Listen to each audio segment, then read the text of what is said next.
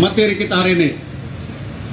Saya tidak akan mengulangi lagi yang sudah saya jelaskan kemarin ataupun di postingan-postingan saya, karena di situ sudah cukup jelas. Saya akan mengerucut kepada peran utama kita, Om Buang, dengan fakta-fakta yang sudah disampaikan. Hal yang pertama, dari segi ilmu hukum pidana, saya ingin mempertegas bahwa selama tempus delicti dan locus delicti belum jelas, maka kasus ini akan kabur air terus. Kenapa? Karena kalau pada malam ini bisa lihat di jam berapa pada malam ini, ya, nanti lihat sendiri jamnya. Semua menyaksikan Deddy Manovel lagi duduk dengan pendeta Emi Sahertian di hadapan masa aliansi pada jam ini, pada tanggal ini. Tiba-tiba 3 hari kemudian polisi dari SOE tangkap saya, mengatakan bahwa pada jam ini, pada hari ini saya lakukan pembunuhan di SOE. Itu menunjukkan bahwa error in persona, salah tangkap orang. Karena apa? Karena saya punya alibi yang cukup kuat. Bisa lihat di video, kan sekarang lagi online ya. Ini sekedar ilustrasi, karena saya tidak mau kalah dengan yang tadi BH dan tas. Sudah malam, jadi jangan tegang-tegang lah begitu. Kenapa? Karena kalau tempus deliktinya jam 2 subuh tanggal 28, kemudian berubah menjadi tanggal 27 jam 10 malam ataupun pagi, maka ada sejumlah pelaku yang sebenarnya ya, yang diungkap tadi, bisa saja punya alibi kesaksian bantahan bahwa pada jam itu saya ada di tempat lain, saya ada ini dan ada berkomunikasi dengan si A, si B. Rekam jejak saya ada di sana. Persis seperti saya kalau tiba-tiba polisi TTS tangkap saya, sekarang saya ada di sini begitu. Kalau 3 hari kemudian saya ditangkap. Bisa dipahami ya? Ini ya, kalau sudah tidak paham lagi nanti saya pakai bahasa yang lebih sederhana lagi. Karena kalau bahasa yang terlalu ilmiah nanti tidak paham-paham begitu. Ini paling sederhana sudah. Jadi itu tempus dan locus delicti. Tempusnya jam tidak jelas, hari tidak jelas. Locus delictinya pun juga belum jelas. Apa benar di Hollywood, wali kota? Karena seperti yang tadi saya katakan, kalau locus delictinya di SOE, maka pada jam ini dan hari itu Deddy Manovel ada di Thanos. Itu poin pertama yang ingin saya sampaikan. Sehingga kerja dari penyidik dengan bukti-bukti yang ada, mestinya dengan fakta-fakta yang ada harus memperjelas tempus delicti dan locus delicti.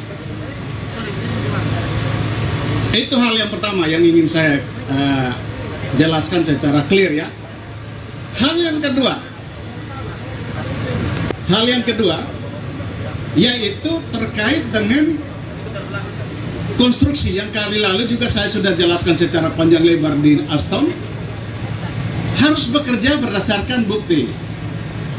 Berkali-kali Kabid Humas mengatakan bahwa kalau masyarakat punya fakta dan bukti, lapor,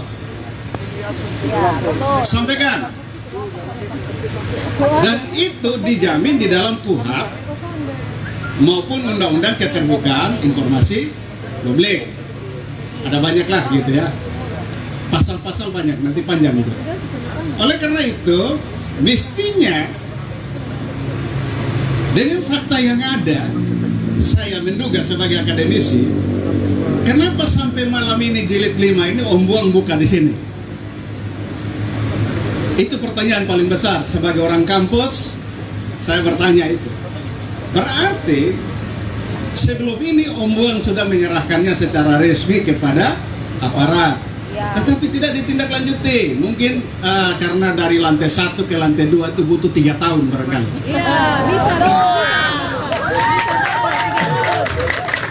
Oleh karena itu, Om Buang terpaksa membukanya di publik sehingga tidak ada dusta di antara kita.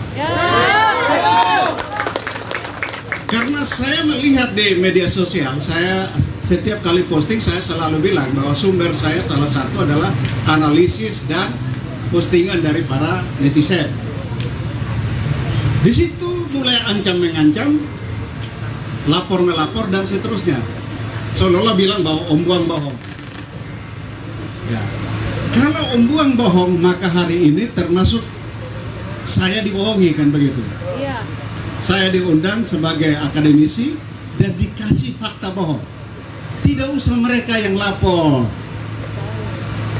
Kalau Om Buang bohong, besok kalau fakta ini diungkap oleh penyidik polisi dan ternyata bohong, Dedi Maneve hari ini tanda jam berapa? Ini majelis sinode gemit yang ngomong, bukan sekedar saya lapor dia pertama. Kalau dia bohong, kita dari sahabat dan saya menjadi lawan. Orang pertama yang akan lapor. Jadi tidak usah yang lain ancam-ancam lah. Karena ini saya diundang secara resmi untuk membahas fakta yang ternyata bohong. Tetapi kalau fakta ini benar, maka saya pertama yang akan mengawal ini. Hanya sayangnya karena saya Manave tidak bisa jadi saksi ahli. Karena undang-undang melarang itu, Bapak saya. Jadi dosa untuk maaf adik-adik semua. Nanti hakim tanya, lu kenal? Oh kenal, pasti kenal. Lu ada hubungan saudara? Iya hubungan saudara. Ya Pak Kuat melarang. Kan saya tidak bisa menyangkal. Apakah saya harus bilang bahwa Manave di rote banyak dan kita bukan bersaudara? Tuhan bilang saya berdosa. Tidak bisa. Tetapi secara jujur saya katakan bahwa fakta yang disampaikan ini di forum ini adalah fakta yang bermartabat. Tidak mungkin Om Buang berani menipu kita semua. Tidak mungkin. Oleh karena itu, fakta ini harus ditindaklanjuti. Harus ditindaklanjuti. Dan kita menunggu. Aliansi pasti akan menyerahkan secara resmi juga ya. Ya, ketua panitia akan serahkan secara resmi ke Polda, sehingga kita kawal sampai sejauh mana fakta ini ditindaklanjuti. Itu yang pertama. Yang kedua, karena kewenangan perkara ini sudah, yang ketiga, karena kewenangan perkara ini sudah ada di tangan jaksa, maka saya berharap selain petunjuk yang sudah disampaikan dan kemudian berujung pada lie detector itu, yang mudah-mudahan hasilnya jangan lie juga. Iya. Jangan sampai lie detector menghasilkan lie juga. Iya. Karena itu saya sudah analisis di postingan saya. Ya. Logikanya begini teman-teman sekalian, Bapak Mama. Kalau saksi semua berbohong terus penyidik mau bikin apa? Bahwa hasil print out daripada lie detector itu akan menjadi alat bukti baru surat dan orang yang melakukan pemeriksaan itu bisa menjadi saksi ahli, tetapi isi substansi daripada kesaksiannya kalau bohong terus, lantas yang benarnya yang mana? Itu jadi soal. Berarti hanya kita berpatokan hanya pada satu alat bukti substantif, yaitu otopsi. Dan kalau hanya satu alat bukti substantif, maka siapapun yang terdakwa yang dibawa ke pengadilan, saya jamin kalau hakim betul-betul tegak lurus pada aturan, maka terdakwa yang dibawa dengan dakwaan hanya dengan didukung satu alat bukti saja yang valid, yang sah, maka dia akan lepas dari tuntutan. Itu teorinya ya. Nah, jadi jangan bilang bahwa teori nanti prakteknya berbeda. Salah bos. Minta maaf karena itu jangan menjadi alasan pembenar. Kalau teori yang nanti yang ilmu yang lain boleh begitu, tetapi kalau ilmu hukum, hukumnya pasti pasalnya bilang apa, unsur deliknya bilang apa, maka kebutuhan pembuktian terhadap unsur deliknya itu kita tahu. Sehingga kalau pembuktiannya tidak sesuai dengan unsur delik, kita bisa memprediksi bahwa pasal yang dikenakan itu tidak akan terbukti. Itu pasti. Jangan kerut-kerut daya. Kita optimis. Kita optimis bahwa dengan fakta baru yang disampaikan oleh Om Buang,